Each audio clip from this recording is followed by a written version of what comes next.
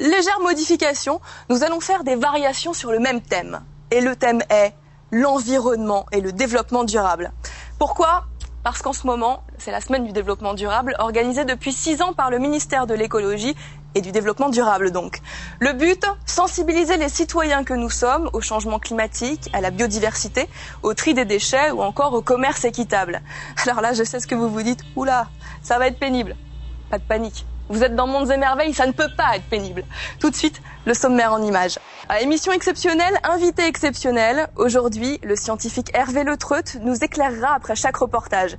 Il est météorologue, il est en train de se préparer en coulisses et il nous rejoint après le premier reportage. La Terre se réchauffe, ça ne va pas s'arranger, c'est une catastrophe. Vous entendez ça tout le temps, je sais. Le problème, c'est que c'est vrai. D'après un rapport de Météo France, nous venons de connaître l'hiver le plus chaud depuis 1950. Aujourd'hui, les évolutions climatiques sont au centre des discussions écologiques, mais on ne s'y intéresse que depuis une trentaine d'années. En 1979, l'Académie américaine des sciences lance la toute première étude rigoureuse sur le réchauffement de la Terre. Et les résultats n'étaient déjà pas très réjouissants. Aujourd'hui, on en sait beaucoup plus, surtout depuis la création du GIEC, le groupe d'experts intergouvernemental sur l'évolution du climat. Une entité de spécialistes indépendants qui remettent régulièrement leurs rapports, une synthèse qui retrace le travail de 2500 scientifiques de 130 pays différents qui ont planché sur des milliers d'études concernant les changements climatiques.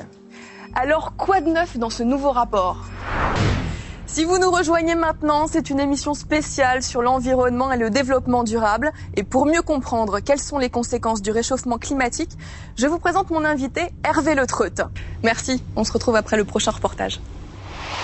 On continue avec un sujet plus positif puisqu'il s'agit de solutions locales proposées par certains pays pour enrayer les conséquences du dérèglement climatique.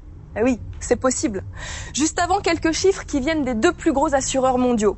En 2006, les dommages climatiques ont coûté 45 milliards de dollars, ce qui n'est rien à côté de 2005, année la plus chaude jamais recensée, où le chiffre atteint 219 milliards de dollars, notamment à cause des ouragans. Un des pays les plus touchés par ces dérèglements, c'est le Vietnam. Pas plus tard qu'en août dernier, des inondations ont fait 19 morts. Cultures anéanties, nombreux blessés, bref, il fallait trouver comment agir et surtout comment prévenir les risques. Et voici le résultat. Merci, on va parler des villes vertes et on se retrouve juste après.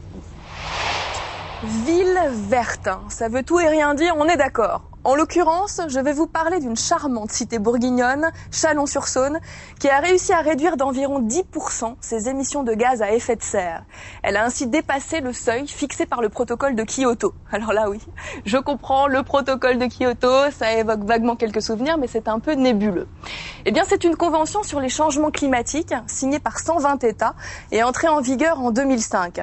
Le protocole de Kyoto fixe des engagements chiffrés qui visent à réduire ou à limiter les émissions de gaz à effet de serre d'ici 2008 puis 2012. Les gaz à effet de serre, c'est surtout le dioxyde de carbone, le méthane et l'azote. L'objectif pour l'Europe, diminuer de 8% ses émissions de gaz. Avec 10% de réduction, Chalon-sur-Saône est donc un élève particulièrement brillant.